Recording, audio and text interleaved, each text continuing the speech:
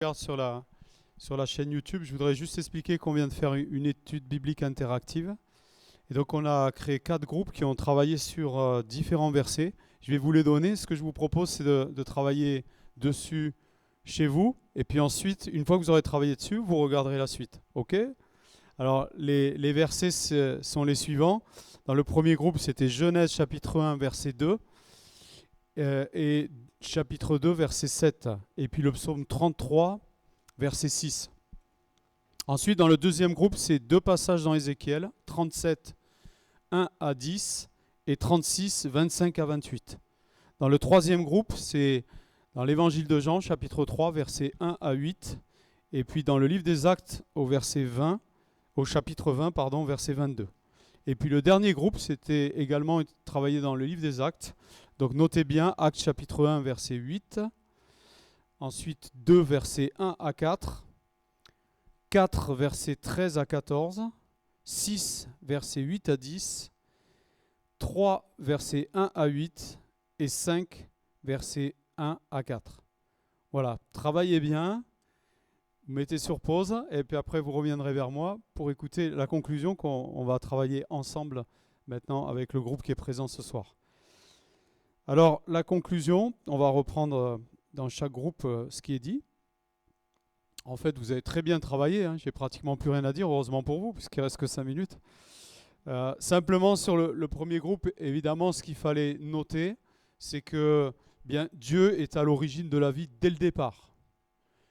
Il faut considérer qu'il n'y avait rien, que Dieu peut créer à partir de rien. Ça, c'est quelque chose qui est difficile pour le cerveau humain, parce que nous, on ne peut pas créer quelque chose à partir de rien. Tout ce qu'on crée, on a une matière première.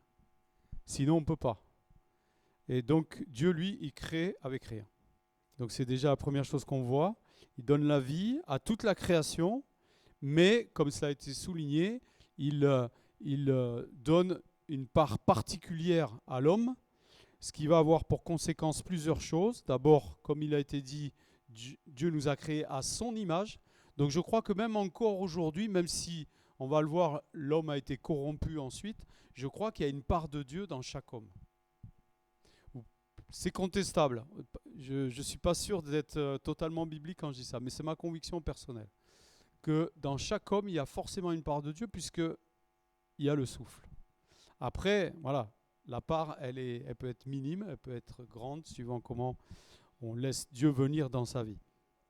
Il y a des gens qui ne sont pas chrétiens et qui font des choses très louables.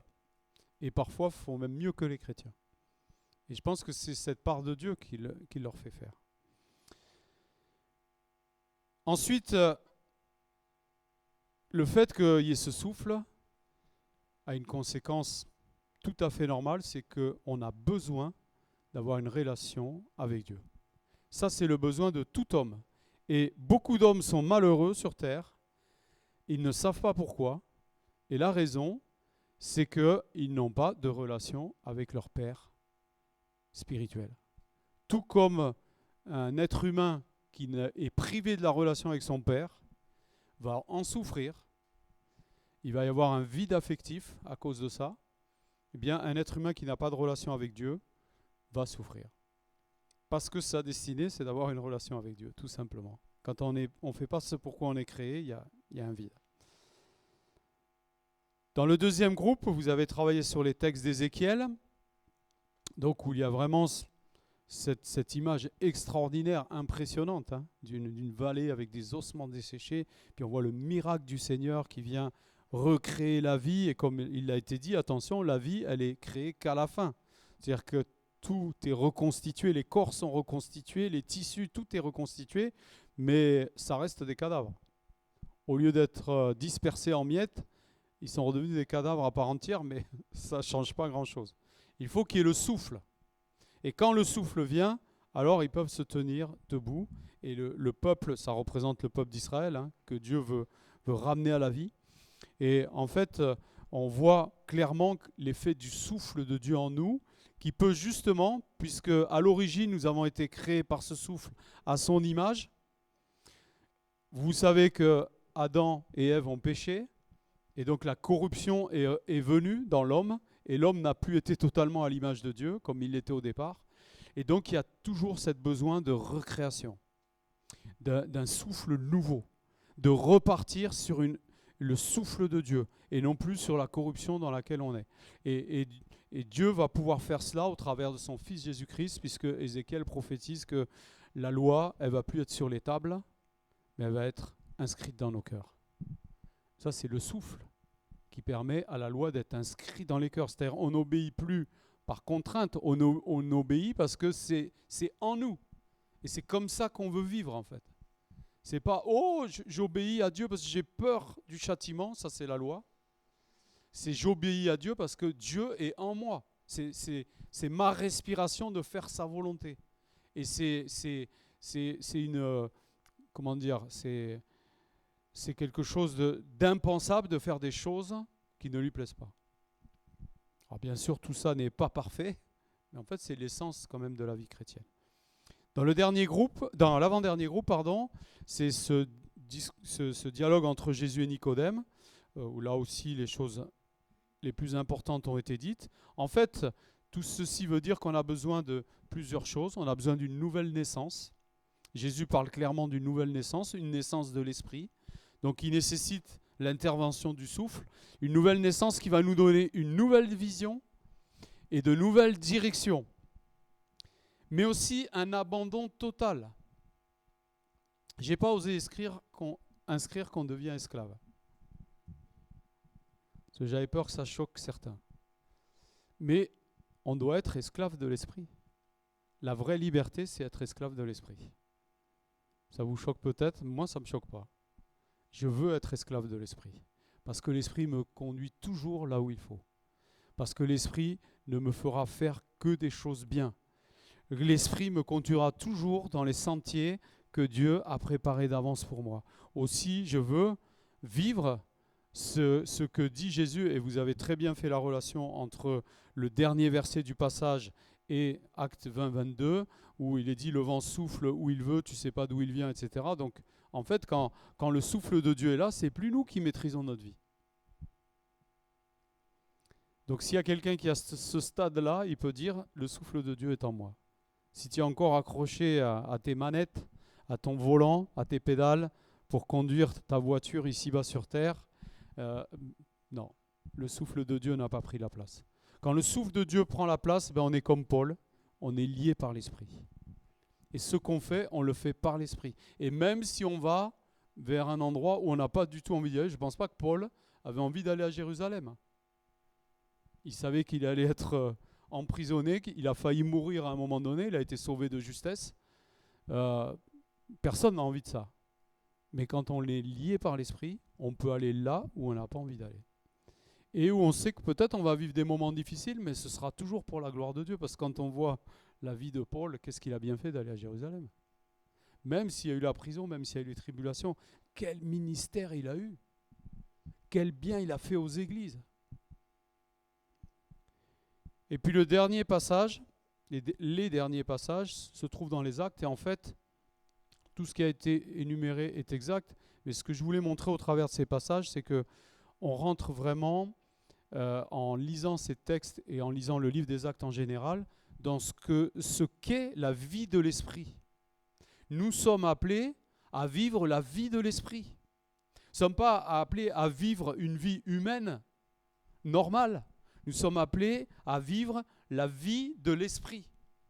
Et ces premiers chrétiens vivaient la vie de l'esprit. D'abord, premièrement, pour être des témoins, donc on voit qu'ils ont reçu l'esprit, il faut d'abord recevoir l'esprit. Donc Jésus leur a promis, allez, l'esprit va venir sur vous. Ils sont allés, ils ont reçu l'esprit. Et là commence déjà la vie de l'esprit, c'est-à-dire qu'ils commencent à manifester les dons spirituels. Mes frères et sœurs, la vie de l'esprit, c'est la manifestation des dons spirituels que nous sommes tous appelés à exercer. Et donc ça commence, dès la Pentecôte, déjà ils commencent à parler dans des langues qu'ils ne connaissent pas. Alors je ne sais pas en quoi ils ont parlé, je ne sais pas quelle langue il y avait là, mais en fait les langues qu'il y avait là, ils ont commencé à parler et tout le monde a dit « Mais c'est quoi ces Galiléens qui parlent notre langue là? Comment ils font ?» Et en fait c'était l'Esprit qui leur faisait parler les langues. Pourquoi? Mais pour être des témoins, puisque c'est Jésus qui avait dit ça. Il y avait à Jérusalem, c'était la Pentecôte, il y avait des nations, des Juifs qui venaient de toutes les nations. Et comment vous voulez évangéliser quelqu'un si vous ne parlez pas sa langue? Pas possible. Donc, pour Dieu, ce n'est pas un problème. Il nous saisit par son esprit, il nous fait parler la langue de la personne en face. Vous aimeriez ça, hein? Moi, j'aimerais, je suis nul en langue étrangère. Mais je crois que Dieu peut le faire. Si c'est pour aller en Angleterre voir ma fille, j'essaie de me débrouiller. Tant pis si je ne parle pas trop bien l'anglais. Mais si j'ai besoin de parler du Seigneur à quelqu'un, est-ce que l'Esprit de Dieu ne peut pas me saisir pour que je parle dans sa langue? Vous avez l'air sceptique. Mais Dieu peut le faire. Après, on voit que l'Esprit est une puissance pour être des témoins au travers d'abord de Pierre et Jean, et puis ensuite au travers d'Étienne, qui impressionne les chefs religieux juifs avec l'assurance avec laquelle ils parlent de simples pécheurs, des artisans, des manuels en fait, pas des intellectuels. Ils sont là, ils parlent aux érudits de la nation, et ils leur parlent, et ils leur donnent la leçon. Et là, les gars, ils disent « Oh !» Et en fait, ils comprennent. Enfin, c'est l'esprit vraiment qui se manifeste. C'est-à-dire qu'on est capable, peut-être tu as des difficultés d'éloquence, peut-être tu as du mal à aller parler du Seigneur, parce que tu es plutôt d'un genre timide. Mais ok, tu as raison. Mais vis la vie de l'esprit, mon frère, ma soeur. Et tu vas voir que le Seigneur peut saisir ta bouche et te faire parler avec une assurance avec laquelle tu n'as jamais parlé. Et puis dans Actes chapitre 3, la guérison du paralytique au temple. Dans Actes chapitre 5, la supercherie d'Ananias et Saphira qui est dévoilée. Qu'est-ce que c'est? C'est encore l'exercice des dons spirituels. Dons de guérison et dons de discernement, dons de connaissance. Pour voir, pour exercer, là Pierre a clairement exercé le don de discernement, pour voir quelque chose qu'un être humain ne pouvait pas voir. Si on vous cache quelque chose, on vous ment, vous ne pouvez pas le voir. Mais l'Esprit peut vous montrer. Amen. Voilà, nous sommes appelés à cette vie de l'Esprit, témoignage puissant, exercice des dons spirituels. Aspirons à ces choses, mes frères et sœurs. En conclusion, je dirais ceci, la seule réelle source de vie, c'est l'Esprit. Et l'Esprit nous a été donné au travers de Jésus-Christ qui est venu à la croix. Il nous a dit que c'est lui qui amène ce souffle de vie en nous. Il dit, je suis venu afin que mes brebis aient la vie et qu'elles soient dans l'abondance. Nous sommes appelés à vivre cette abondance. L'abondance, c'est quoi? C'est l'argent? C'est ça l'abondance à laquelle on est appelé à vivre? C'est la vie de l'Esprit, l'abondance. C'est de vivre la vie de l'Esprit. Amen. Et ma toute dernière conclusion, c'est de vous dire que la première manifestation de l'Esprit, c'est l'amour. Rappelez-vous toujours de ça. Jésus est en nous et Jésus, il est premièrement amour. Alors, je n'ai pas le temps, mais on aurait pu décliner sur le fruit de l'Esprit, Galates 5, 22. Et puis ce texte aussi, je crois que dans les Éphésiens, il me semble, où il est dit que par la puissance qui agit en nous, nous pouvons faire au-delà, infiniment au-delà de ce que nous pensons, imaginons. Et quand vous lisez les versets précédents, cette puissance qui agit en nous, c'est l'amour. Il dit, on ne peut pas mesurer la largeur. C'est juste avant que Paul dit ça. Nous, on pense que c'est l'Esprit, mais c'est l'amour. Bon, c'est l'Esprit qui donne l'amour, donc ce n'est pas faux si vous dites c'est l'Esprit. Mais moi, j'aime mieux préciser que c'est l'amour qui est puissant. L'amour qui vient de l'Esprit. Amen. On peut prier ensemble? Remercier le Seigneur pour cette soirée. On a dépassé un peu l'heure, mais quand c'est interactif, c'est un peu obligé. En plus, c'est de votre faute. Hein. Vous avez duré trop longtemps dans les groupes. Non, je plaisante. C'est un plaisir de partager la parole. Rappelez-vous, le Ticus, il est tombé de la fenêtre. Il était aux alentours de minuit. Ça faisait plusieurs heures qu'ils étaient là à étudier la parole. Donc nous, on a de la chance, on est au rez-de-chaussée. Il n'arrivera rien à personne. Que le Seigneur soit béni. Amen. Seigneur, merci. Merci pour ce temps ce soir. C'est vrai. Merci pour le souffle de vie. Ce souffle de vie qui est là, que tu offres aux hommes. Seigneur, moi, je veux ce souffle dans ma vie. Je veux ce souffle. Je veux vivre cette abondance de l'Esprit. Je veux plus, Seigneur. Merci pour déjà tout ce que j'expérimente, toutes les fois où tu m'as donné d'exercer les dons spirituels, toutes les fois où tu as manifesté au travers de moi le fruit de l'esprit. Mais Seigneur, je sais que je suis bien, bien loin du compte et je sais que tu vas me faire marcher de progrès en progrès. Merci pour cette puissance, l'amour qui agit en nous. Que vraiment nous puissions être tes témoins par l'assurance que tu nous donnes, mais aussi par l'amour que nous avons les uns pour les autres. Que ton nom soit béni, raccompagne chacun et que ta gloire puisse être révélée à tous ceux qui nous entourent au travers de cette vie de l'esprit que tu donnes en abondance dans chacune de nos vies. Amen. Amen. Bonne fin de soirée. Que Dieu vous raccompagne.